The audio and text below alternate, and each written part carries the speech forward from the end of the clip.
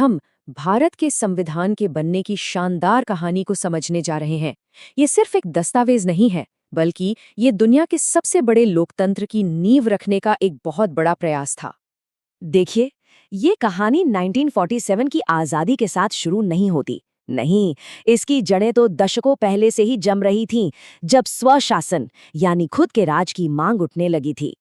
तो जैसा कि हम देख सकते हैं, शुरुआती ड्राफ्ट से लेकर ऑफिशियल डिमांड तक, ये विचार कि भारतीय अपने भविष्य के नियम खुद लिखेंगे, अब एक ऐसी लहर बन चुका था जिसे रोकना नामुमकिन था।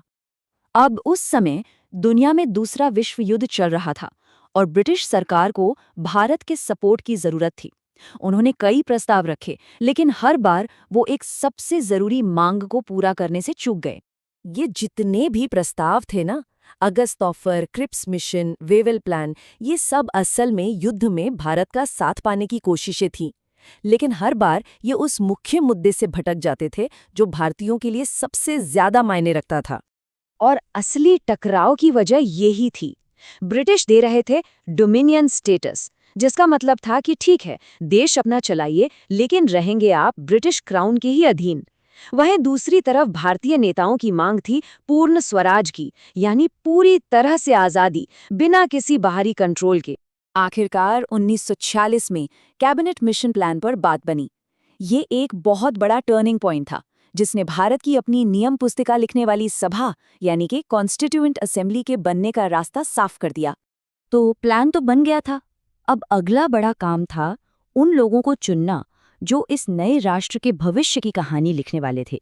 पूरे ब्रिटिश भारत से इनडायरेक्ट इलेक्शंस के जरिए प्रतिनिधियों को चुना गया, ताकि वो ये ऐतिहासिक जिम्मेदारी निभा सकें। जरा सोचिए, इन लोगों के कंधों पर करोड़ों लोगों की उम्मीदों का भार था।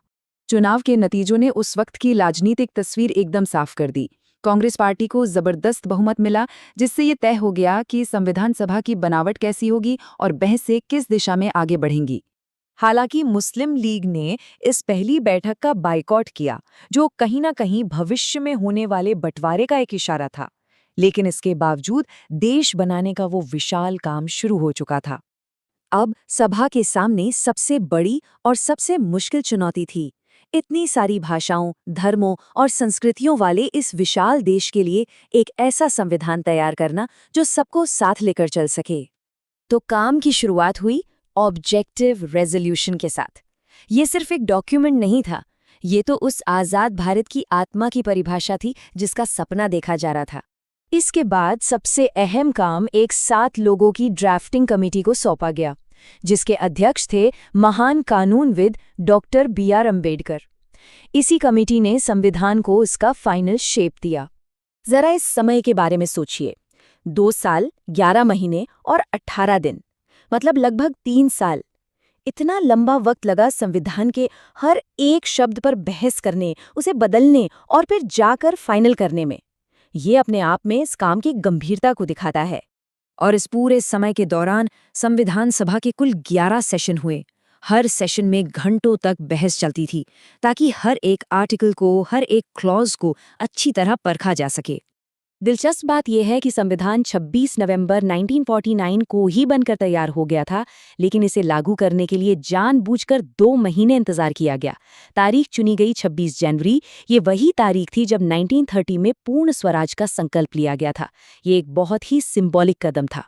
डॉक्टर अंबेडकर के ये शब्द नए गणतंत्र के सामने खड़ी चुनौतियों को बहुत ही गहराई से समझाते हैं कि सिर्फ राजनीतिक आज़ादी हासिल कर लेना ही काफी नहीं है। तो सवाल ये है कि आखिर इस नई रूल बुक की आत्मा क्या है? वो कौन से बुनियादी सिद्धांत हैं जिन पर ये देश खड़ा किया गया है? इसका जवाब हमें मिलता है प्रस्तावना यानी प्रिएम्बल में। इसे संविधान का आइडेंटिटी कार्ड भी कहा जाता है, क्योंकि ये कुछ ही शब्दों में पूरे संविधान की फिलॉसफी बता देती है। ये 5 शब्द भारतीय राज्य के कैरेक्टर को डिफाइन करते हैं। 1. संप्रभु देश, यानी हम अपने फैसले खुद लेंगे। एक समाजवादी राज्य जो सामाजिक और आर्थिक बराबरी का लक्ष्य रखता है। एक धर्मनिरपेक्ष देश जिसका कोई ऑफिशियल धर्म नहीं। एक लोकतांत्रिक सिस्टम जहां सरकार लोगों की मर्जी से चलती है। और एक गणराज्य जहां देश का प्रमुख चुना हुआ होता है, कोई राजा या रानी नहीं। और हाँ, ये दुनिया का सबसे लंबा लिखा हुआ संविधान है। इसकी लंबाई कोई कमी नहीं, बल्कि ये भारत की उस अविश्वसनीय डाइवर्सिटी और कॉम्प्लेक्सिटी को दिखाता है जिसे एक साथ लाने की ये एक कोशिश थी। इसमें एक बड़ा ही अनोखा बैलेंस है। ये इतना मजबूत है कि देश का सुप्रीम लॉ बना रहे और साथ ही इतना फ्लेक्सिबल भी है कि जरूरत पड़ने पर इसे बदलते वक्त के साथ बदला जा सके। तो संविधान सभा की विरासत सिर्फ एक किताब बनकर नहीं रह गई है, ये दुनिया के सबसे बड़े लोकतंत्र के लिए एक जिंदा और धड़कता हुआ फ्रेमवर्क है जो आज भी हमारा मार्गदर्शन कर रहा है।